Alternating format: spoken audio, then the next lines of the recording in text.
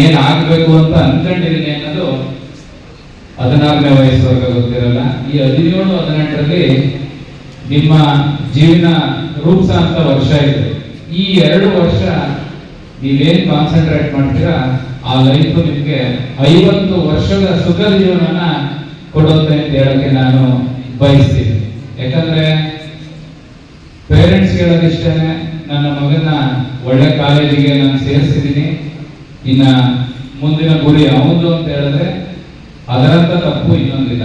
ಯಾಕಂದ್ರೆ ಪೇರೆಂಟ್ಸ್ಗೆ ನಾನು ಇಷ್ಟೇ ಕಿವಿ ಮಾತಾಡೋದು, ನೀವು ಕೂಡ ನಿಮ್ಮ ಮಕ್ಕಳನ್ನ twice in a month R at least 2-3 ತಿಂಗಳಿಗೆ ನಿಮ್ಮ ಟೀಚರ್ಸ್ನ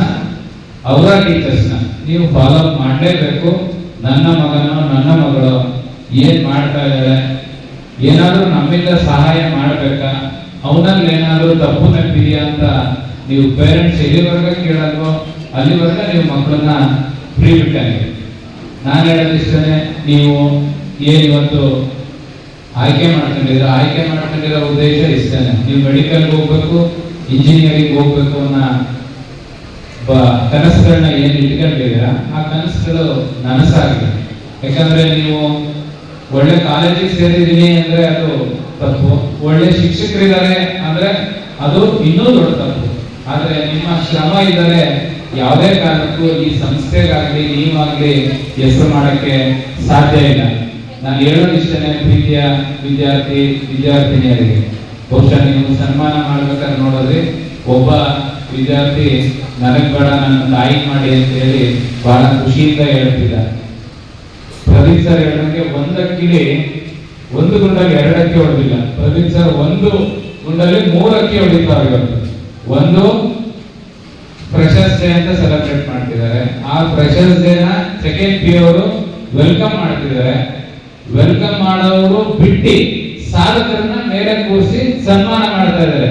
ಇದು ಏನ್ ಇಂಡಿಕೇಟ್ ಮಾಡುತ್ತೆ ಅಂತಂದ್ರೆ, ಒಂದು ಏನು ಓದಿದರೆ ಈಗ ಬಂದಿದ್ದೀರಲ್ಲ ಅವರು ಆ ಶಿಸ್ತನ್ನ ಕಲಿಬೇಕು ಅಂತ, ಇನ್ನೊಂದು ಈ ಸಾಧಕರಿದಾರಲ್ಲ ಆ ಸಾಧಕರನ್ನ ನೋಡಿ ಈಗೇನು ಬರ್ಮಾಡ ಕಂಡಿದಾರಲ್ಲ ಸೆಕೆಂಡ್ PUC ಅವರು ನೆಕ್ಸ್ಟ್ ಮುಂದಿನ ಸಾಲದಲ್ಲಿ ನೀವಿರ್ಬೇಕು ಅನ್ನೋದು ಅವರ ಉದ್ದೇಶ. ಬಹುಶಃ 3 ಗುರಿ ನೀವು ಅನ್ಕೊಂಡಿದ್ದೀರ, ಸನ್ಮಾನ ಮಾಡ್ತಾವ್ರೆ ಶಾಲಾ ಆಗ್ತಾವ್ರೆ ಅಂತ ಅಲ್ಲ.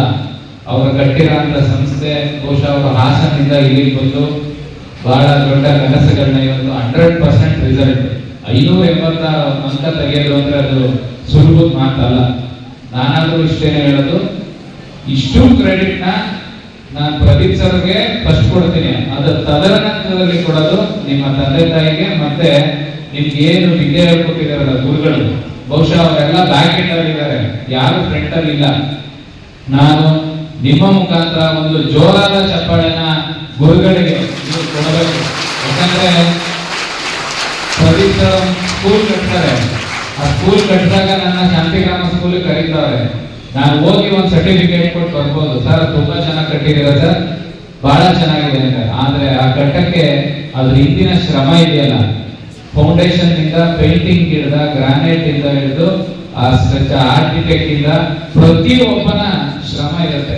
ಯಾಕಂದ್ರೆ ನೀವು 580 ಅಂಕನ ನಿಮ್ಮಿಂದ ನೀವು ತೆಗೆದಿರ್ಬೋದು, ಆದ್ರೆ ಅದಕ್ಕೆ ಮೂಲ ಕಾರಣ ನಿಮ್ಮ ಗುರುಗಳು. ಯಾಕಂದ್ರೆ ನೀವು ಅವ್ರಿಗೆ ಇನ್ನೊಂದು ಜೋರಾದ ಚಪ್ಪಾಳನ್ನ ಹೊಡಿಲೇಬೇಕು. ನೀವು ಯಾರನ್ನು ಮರೆತು ಗುರುಗಳನ್ನ ದಯಮಾಡಿ ಮರೆಬೇಡಿ. ಮನುಷ್ಯನಿಗೆ ಬೇಕಾಗಿರೋದು ಒಂದೇ, ಒಂದು ಗುರಿ, ಇನ್ನೊಂದು ಗುರು.